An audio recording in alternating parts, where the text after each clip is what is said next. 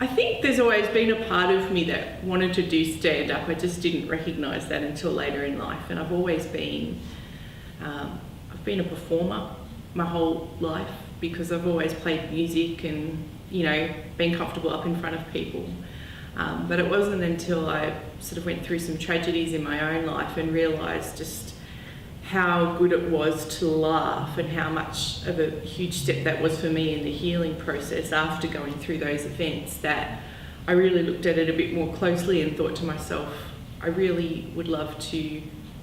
be able to facilitate that for other people and bring some healing or just some relief into their lives through comedy. I had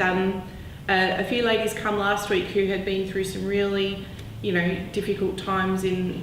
their own life, and they just wrote to me and said, you know, how wonderful it was to get out and laugh, and even more how much they were encouraged by sort of the key message in my show. And I know a lot of people who have either suffered from